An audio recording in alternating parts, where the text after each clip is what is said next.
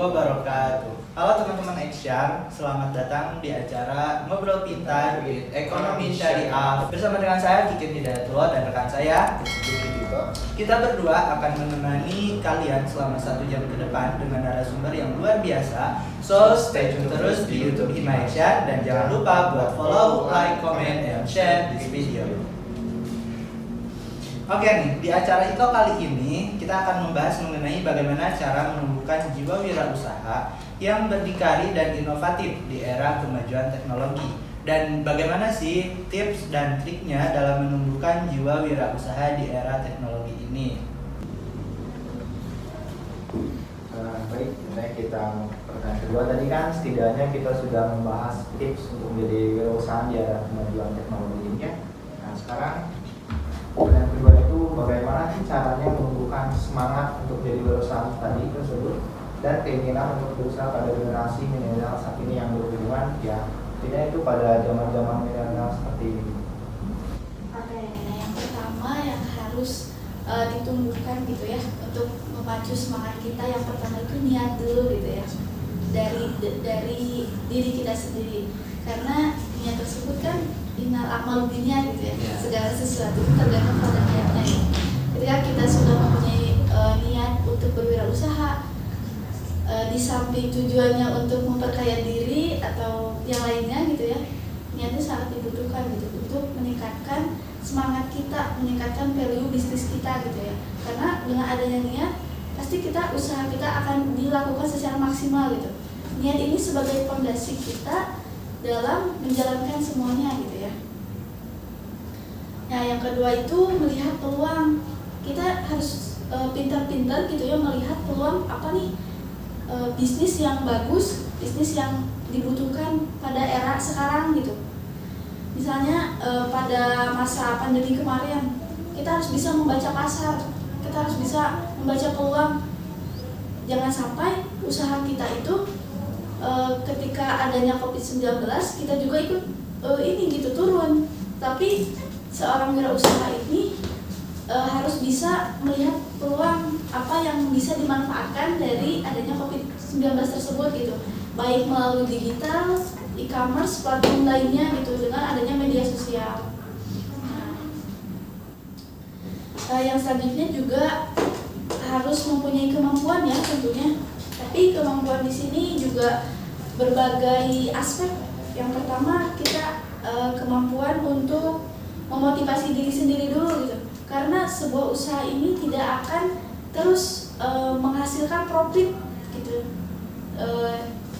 sesuai dengan keinginan kita, tetapi berwirausaha ini pun bisa naik turun gitu. Nah di sini kita harus bisa memotivasi diri kita sendiri bagaimana kita tetap konsisten gitu, istiqomah gitu ya intinya. Nah di sini juga yang selanjutnya itu kemampuan untuk berkreasi dan berinovasi gitu. Yang tadi sudah saya katakan bahwasanya seorang wirausaha itu harus mengikuti perkembangannya zaman juga gitu ya. Kita berinovasi, berkreasi, menciptakan hal yang baru berbeda dengan usaha yang lain gitu.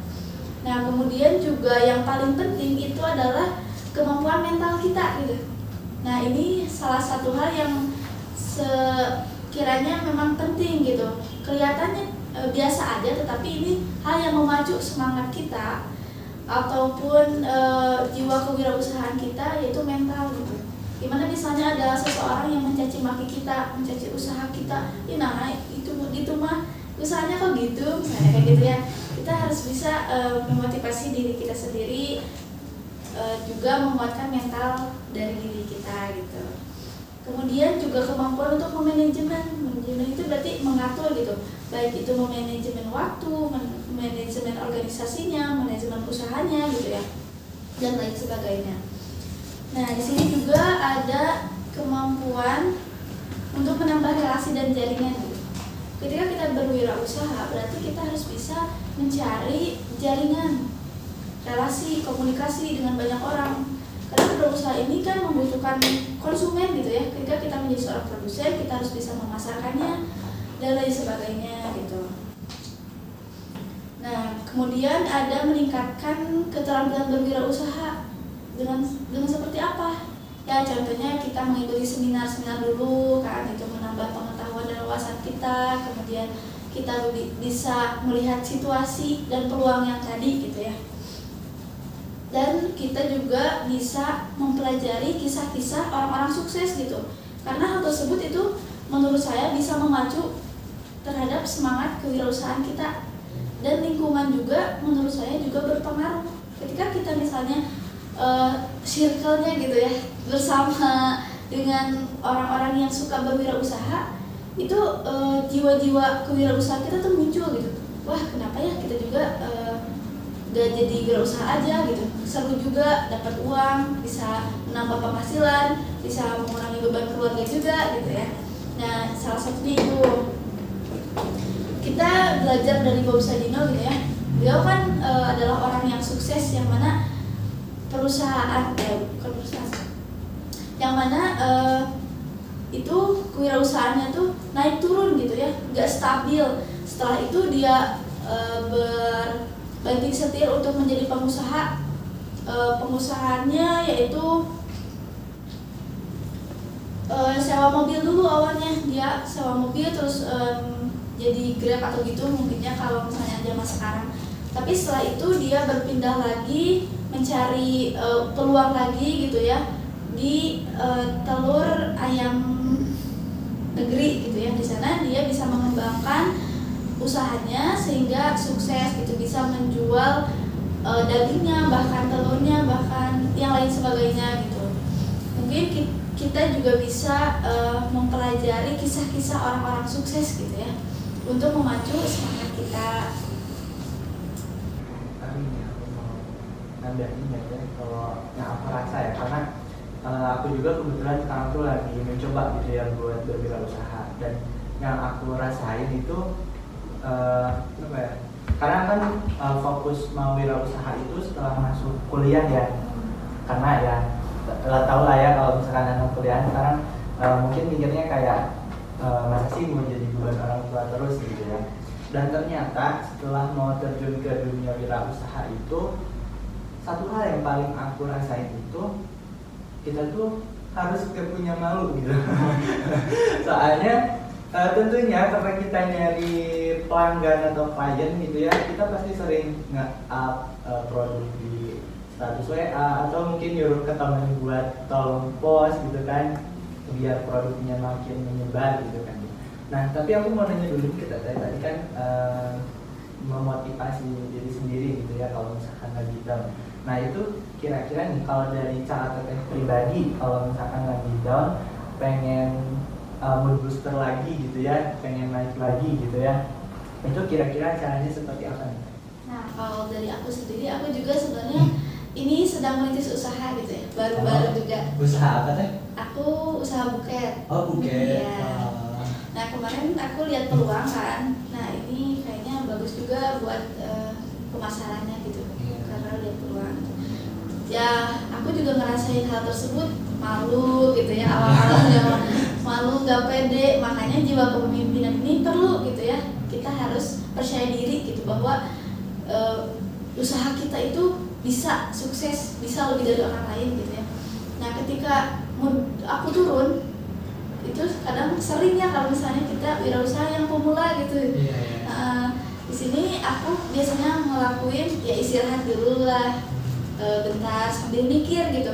Terus kita juga harus fokus ke tujuan awal. Kita ingat lagi tujuan awal kita apa gitu. Nah, di sana kita lihat lagi cerita-cerita orang-orang yang sukses atau misalnya usaha-usaha yang emang udah up banget gitu ya. Nah, di sini biasanya jiwa kewirausahaan saya muncul lagi gitu. Ya, seperti itu. Next question mungkin Pak. Mas Bob. Oke, kita lanjut ke pertanyaan berikutnya ya Teh. Terkait bagaimana sih cara menanamkan jiwa kewirausahaan di kalangan generasi muda milenial saat ini? Nah, mungkin ini pertanyaannya berkaitan ya sama nomor 2 tadi. Nah, saya menambahkan aja di sini kita harus mempunyai modal gitu ya. Selain dari ya modal uang dana, kita juga harus punya 3 modal ini gitu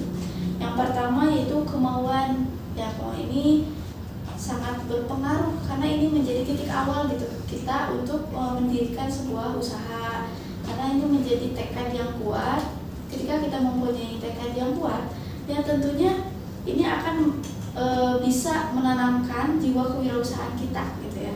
Yang kemudian yang kedua adalah modal keterampilan. Nah, ini juga dibutuhkan Kak. Yang pertama kita keterampilan ya yang tadi sudah disebutkan ya, seperti manajemen resikonya bagaimana, kemudian berinovasi dan berkreasinya seperti apa, kemudian cara memimpin dan memanage sebuah perusahaan seperti apa. Meskipun ya perusahaan ini perusahaan milik sendiri gitu ya, belum besar gitu, tetapi kita juga harus bisa memplanningkan gitu bagaimana hal tersebut gitu. Kemudian juga komunikasi juga perlu, karena sebuah perusahaan atau kewirausahaan ini perlu adanya interaksi bersama orang lain gitu ya. Yang selanjutnya yaitu ada modal pengetahuan. Modal pengetahuan ini pengetahuan kita di bidang usaha, kita sudah mempunyai pandangan ke depan, berorientasi ke depan, kita menganalisis usaha kita itu bisa seperti apa gitu, bagaimana cara mengembangkan agar bisa konsisten gitu. Jadi tidak stuck di sini gitu, tapi kita juga mengikuti perkembangan yang zaman juga gitu ya. Yang selanjutnya kalau misalnya mungkin akang-akang di sini sudah belajar tentang bisnis plan. Sudah. Nah, ya di sini kan kita juga diajarkan itu bagaimana sebelum merintis sebuah usaha itu membuat bisnis plan gitu. Dimana kan di sini di dalam bisnis plan ini terdapat berbagai analisis gitu ya, mulai dari keuangannya, strategi marketingnya seperti apa, pemasarannya gimana, kemudian analisis SWOT-nya gimana ya, kekuatan, ancaman, dan resiko, dan peluang, dan lain sebagainya. Kita harus bisa memplanningkan terlebih dahulu ya, meskipun planning ini biasanya tidak sesuai dengan nantinya, tetapi setidaknya kita sudah mempunyai pandangan gitu ya, rencana awal ketika kita akan mendirikan sebuah usaha gitu. Nah, di sini juga harus bisa melihat peluang juga dari yang tadi dibicarakan gitu ya. Yang pertama, sifat peluang itu ada 4. Yang pertama itu ada atraktif. Kita bisa atraktif ini bisa memberikan manfaat yang lebih bagi orang lain gitu. Kalau misalnya kita menjadi seorang wirausaha, sepertinya kita harus bisa melihat pasar ini sesuatu yang emang dibutuhkan banget gitu sama masyarakat. Emang si nilai value-nya itu terus bertambah gitu. Seperti makanan gitu ya kan, ini sangat menjadi konsumsi gitu ya, yang akhirnya akan menjadi terus dibutuhkan bagi masyarakat gitu ya. Yang kedua, kita juga sifat opportunity ini atau peluang ini yaitu timely atau tepat waktu. Nah, jadi kan tadi juga dijelaskan bahwasanya kita harus mengikuti perkembangan zaman, jangan sampai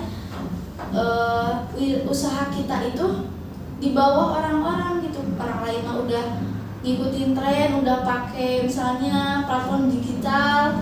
Nah, tetapi kita masih tetap aja gitu. Lebih baik kita juga ikut gitu dalam perkembangan teknologi saat ini gitu. Yang kedua juga ada inovasi dan kreativitas yang tadi ya. Yang selanjutnya yaitu media sosial.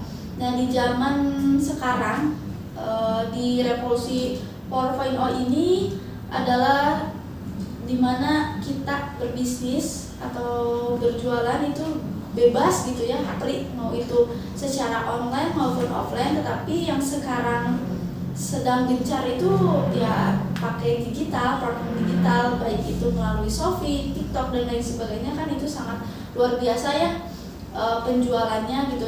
Tidak disangka-sangka ketika kita memang mengikuti perkembangan teknologi saat ini yang gak disangka-sangka gitu ya. Apalagi sekarang ada yang namanya intelligent artificial gitu ya. Ketika kita misalnya tidak bisa edit, ya gampang, sekarang mah ada YouTube, ada aplikasi atau platform lain yang memang membuat kita itu gak perlu insecure gitu ya istilahnya, gak bisa editing atau apa gitu. Ada teknologi Nah, AI. iya itu ya. Tapi sekarang juga gitu ya teman saya di kampus gitu ya, dia berfokus pada editor. Itu sangat luar biasa gitu ya penghasilannya. Ketika ada project dari luar itu edit seperti ya memang sih membutuhkan waktu yang cukup lama ya buat belajar editing, apalagi mengikuti perkembangan zaman sekarang. Tapi itu sangat luar biasa gitu ketika kita mengikuti pergerakan teknologi yang sangat luar biasa ini gitu. Jadi ya wow, sangat luar biasa sekali ya terkait yang pergerakan yang barusan. Saya juga sangat setuju gitu ya Teh, karena memang betul gitu. Yang mau saya garis bawahi dulu nih ya, tadi itu terkait kita harus pintar-pintar nyari peluang gitu. Karena apa ya, kadang kita tuh justru terlambat gitu ngambil peluang yang sebelumnya ada, sehingga income yang kita dapat ketika kita meniru orang lain berjalan apa itu berbeda dibandingkan yang kita tiru. Padahal kalau misalkan kita bisa pintar nyari peluang, kita gunakan time yang bagus, kita bisa juga kok dapat income yang bisa lebih dari apa yang sebelumnya kita tiru gitu.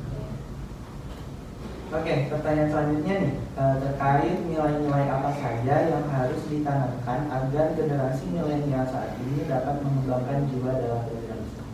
Oke, nah ini nilai-nilai ya yang harus ditanamkan dalam kewirausahaan tadi. Sebenarnya tadi sudah disinggung ya mengenai hal ini. Jadi saya akan menyebutkan saja beberapa hal yang memang harus ditanamkan dalam jiwa seorang wirausaha gitu ya.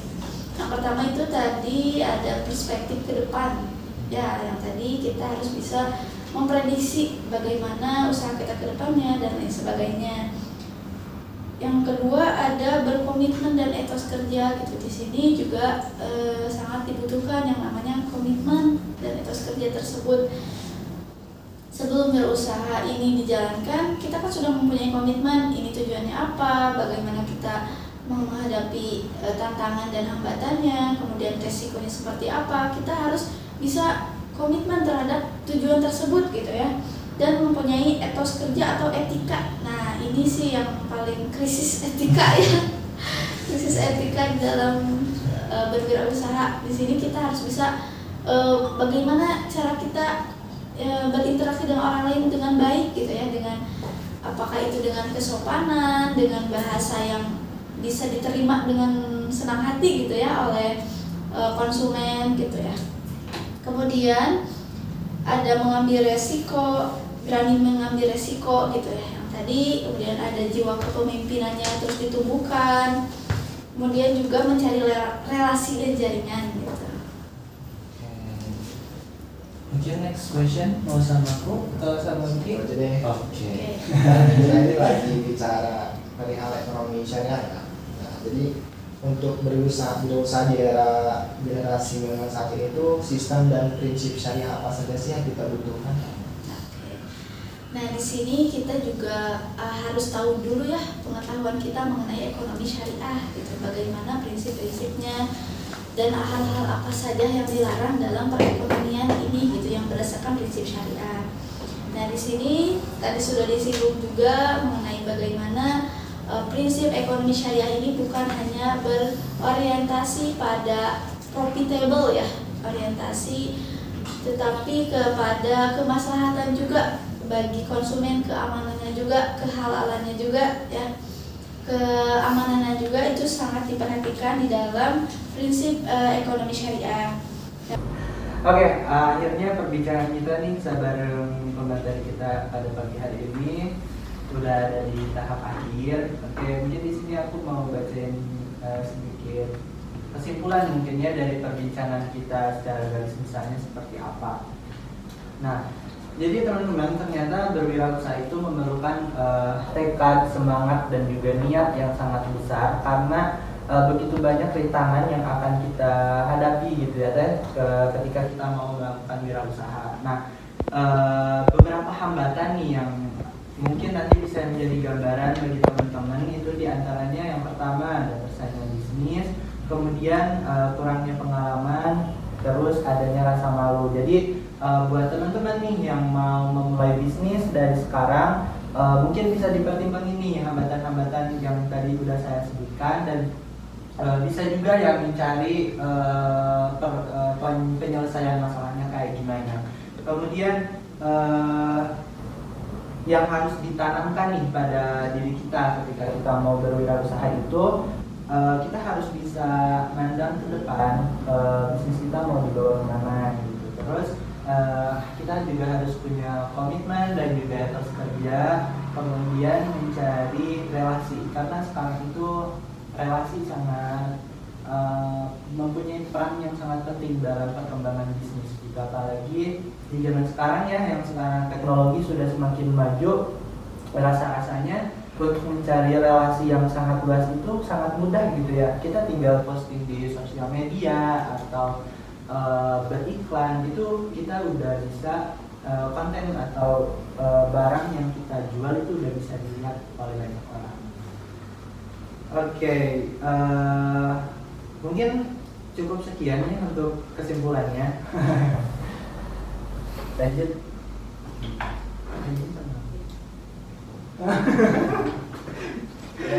Sayang sekali ya obrolan kita harus berakhir karena terbatasan waktu. Tapi jangan sedih dulu teman-teman, karena acara ini akan berlanjut di volume 2 dengan materi baru yang pastinya seru dan asik nih.